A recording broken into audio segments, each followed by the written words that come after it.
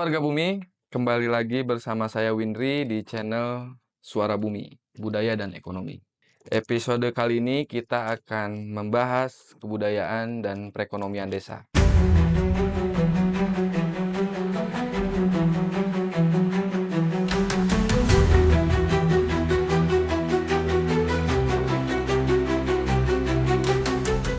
Semoga diskusi kita ini bisa bermanfaat. Pertama, kita akan coba menengok pengertian kebudayaan menurut Sultan Takdir Ali Sabana. Menurut beliau, kebudayaan merupakan penjelmaan dari keaktifan budi manusia yang menanggapi persoalan-persoalan kehidupan dan nilai-nilai. Budi diartikan bahwa pikiran dan daya adalah kekuatan. Bagaimana proses berpikir mampu membentuk sebuah kesadaran untuk dapat merespon persoalan-persoalan kehidupan dan memaknai nilai-nilai dalam hidup.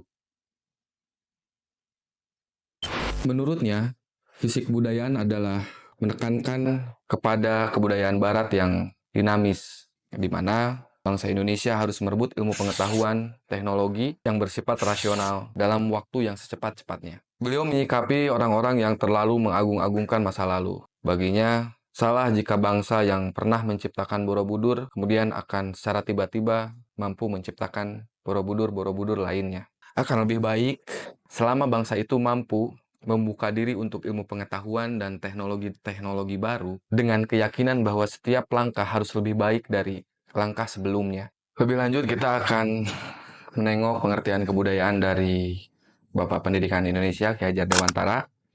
Beliau menyampaikan bahwa kebudayaan atau kabudayaan merupakan buah dari keadaban manusia. Karena keadaban itu bersifat luhur, maka keluhuran itu adalah kebudayaan. Kultur dalam bahasa Latin itu disebut colere, cultivare, yang artinya mengusahakan. Sehingga pada hakikatnya, kebudayaan adalah usaha untuk mendapat kemajuan, usaha untuk perbaikan manusia. Kebudayaan jika bertemu dengan kebudayaan lain, bisa berkawan, juga bisa berlawan. Jika berkawan, maka beruntunglah, sehingga akan ada asosiasi yang normal. Dan tentu saja ini akan memberikan kemajuan. Tapi jika berlawanan, bahkan seakan-akan memaksa, maka tentu saja itu akan menjadikan kebudayaan asli mati, bahkan hilang. Menurut Ki Hajar Dewantara, kebudayaan nasional Indonesia adalah puncak dari sari-sari kebudayaan yang bernilai kepulauan, baik yang lama maupun ciptaan baru yang berjiwa nasional. Maka janganlah segan-segan menghentikan pemeliharaan kebudayaan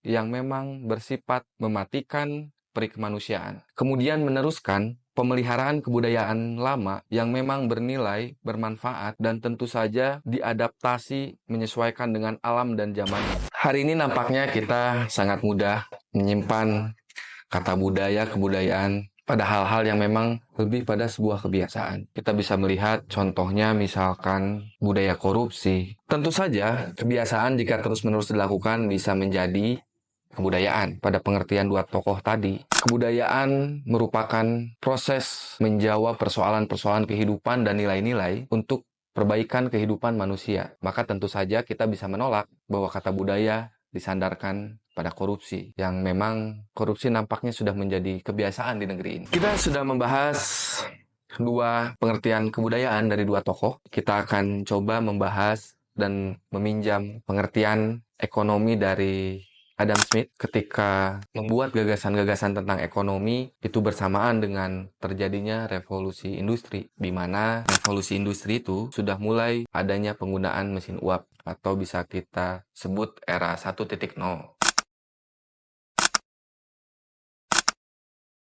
Adam Smith berasumsi bahwa ekonomi seperti sistem alam semesta, saling berkaitan, saling berhubungan. Adapun kelemahan-kelemahan kita adalah keterbatasan kita tentang memandang sesuatu. Padahal menurutnya bahwa ekonomi itu seperti sistem alam semesta yang memang saling berhubungan dan saling keterkaitan. Yang kedua, Adam Smith berasumsi bahwa setiap individu itu perlu untuk menghidupi dirinya sendiri. Tidak cukup hanya menggantungkan dirinya kepada orang lain. Agar seseorang dapat hidup dengan layak, dia harus mampu bekerja dan berpenghasilan. Seseorang mendapatkan sesuatu selama dia mampu untuk memberikan sesuatu juga kepada orang lain. Dengan demikian, ada kesetaraan antara hubungan sesama manusia. Menurutnya, kemakmuran dapat tercapai jika setiap individu diberikan kebebasan untuk mengatur perekonomiannya. Adam Smith membagi beberapa perkembangan ekonomi. Yang pertama, itu masa perburuan di mana belum terjadi sistem ekonomi yang kompleks. Tidak terjadi ketergantungan, seseorang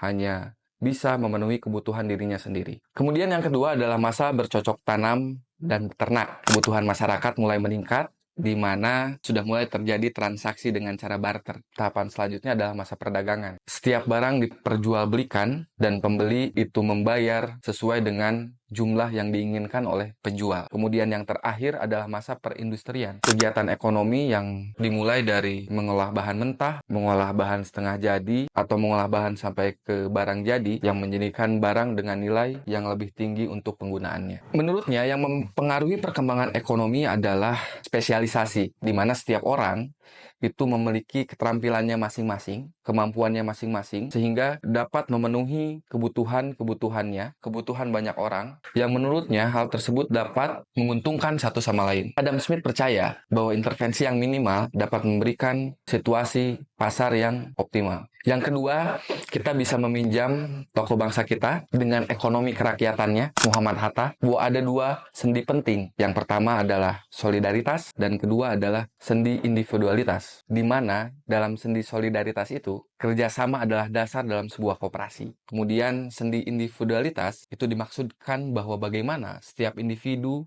setiap orang mampu berpikir dan bertindak berdaya untuk mampu memperjuangkan hak bersama. Bentuk konkret dari kegiatan ekonomi kerakyatan bagi Bung Hatta adalah koperasi. Kita juga udah pernah bahas di video sebelumnya, nanti teman-teman bisa cek juga kalau ingin lebih mendetail memahami koperasi. Oke, kita sudah punya semacam sandaran tentang kebudayaan, tentang ekonomi. Kita akan coba mengurai pengertian tentang desa, sehingga kita punya pemahaman yang kuat untuk berdiskusi lebih lanjut. Kita akan meminjam pengertian desa menurut Undang-Undang Desa. Frasa kesatuan masyarakat hukum diartikan bahwa organisasi desa bersifat hybrid, campuran antara masyarakat berpemerintahan, self-governing community, dengan pemerintahan lokal, local self-government. Kemudian lebih lanjut, frasa tentang prakarsa masyarakat, hak asal-usul, atau hak tradisional, bermakna bahwa keberadaan dan kewenangan desa sudah sejak lama ada sehingga sebagai warisan masa lalu atau prakarsa masyarakat setempat. Dengan demikian, masyarakat yang berprakarsa memiliki kewenangan di mana keberadaan dan kewenangan desa harus diakui dan dihormati oleh negara. Desa berbentuk pemerintahan masyarakat atau pemerintahan berbasis masyarakat berbeda dengan pemerintahan daerah. Eksistensi desa mencakup hak asal-usul dan prakarsa yang berkembang di wilayahnya, baik dalam bentuk pemerintahan, kebudayaan, kelembagaan. Konsep mengakui dan menghormati desa itu sama dengan memberikan peluang-peluang untuk memperkuat kelembagaan desa. Bukannya menonjolkan intervensi atau paksaan, maka itu akan mematikan sebuah institusi desa. Kita bisa ambil contoh misalkan pemerintah atau pihak swasta menjalankan pembangunan di pemerintahan desa tanpa diadakan musyawarah atau kesepakatan dengan masyarakat desa. Contohnya pemerintahan atau pihak swasta melakukan pembangunan-pembangunan di desa yang niatan-niatannya baik, tapi tanpa persetujuan atau kesepakatan, warga desa bisa berdampak kemunduran bagi desa tersebut. Karena tentu saja yang paling mengetahui tentang apa yang penting di desa tentu saya pikir adalah masyarakatnya sendiri.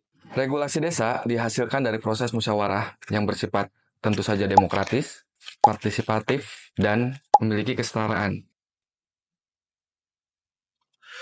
Musyawarah desa itu adalah forum tertinggi yang minimal paling sedikit diselenggarakan sekali dalam 1 tahun, yang melibatkan badan permusyawaratan desa, pemerintah desa, dan unsur masyarakat. Musyawarah tersebut dilakukan untuk membahas hal-hal yang bersifat strategis bagi pemerintah desa, untuk diputuskan dan ditetapkan menjadi peraturan desa.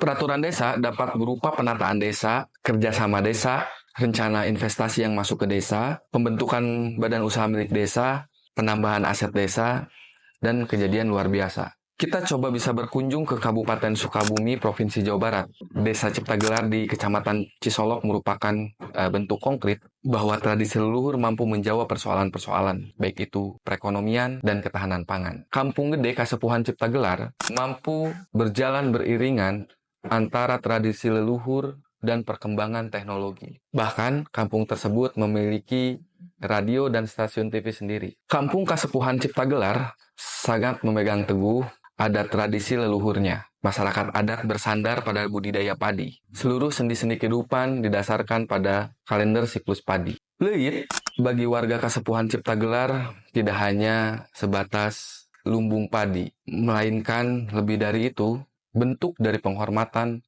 kepada Nyipo Haci yang menampakkan dirinya dalam bentuk padi. Setiap kali panen, mereka menyimpan 10% padi pada leit, sehingga tidak heran bahwa terdapat padi-padi yang berusia ratusan tahun. Bagi warga Kasepuhan Ciptagelar, padi merupakan kehidupan, dan barang siapa yang menjual padi, sama dengan menjual kehidupannya sendiri. Keberadaan leit atau lumbung padi tidak terpisahkan dengan masyarakat Kasepuhan Ciptagelar. Leit dirancang untuk tahan hama dan cuaca, serta dilengkapi sistem sirkulasi yang menjaga kualitas gabah yang disimpan. Leit tidak hanya berbicara tentang lumbung padi, penyimpanan padi, tapi leit menyimbolkan bahwa simbol dari ketahanan pangan yang diwariskan secara turun-temurun. Kearifan lokal pada proses pertanian di Kasepuhan Ciptagelar, khususnya penggunaan leit sebagai lumbung padi tradisional untuk menyimpan hasil panen, membuktikan keberhasilan ketahanan pangan dan melestarikan budaya leluhur. Filosofi hidup mereka yang mengajarkan penghormatan terhadap alam tentu saja tidak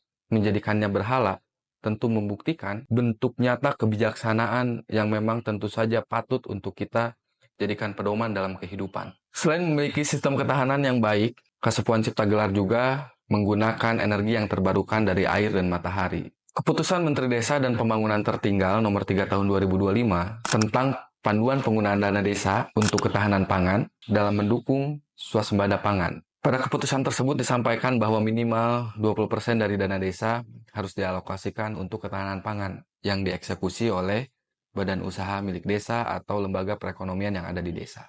Gagasan swasembada pangan bukan hal baru di Indonesia, karena pada tahun 1984 Indonesia pernah meraih swasembada pangan. Hal itu yang menghantarkan Presiden Soeharto untuk menyampaikan pidatonya di konferensi ke-23 Food and Agriculture Organization yang diselenggarakan di Roma, Italia pada tanggal 14 November 1985. Pada agenda yang bertepatan dengan peringatan 40 tahun FAO.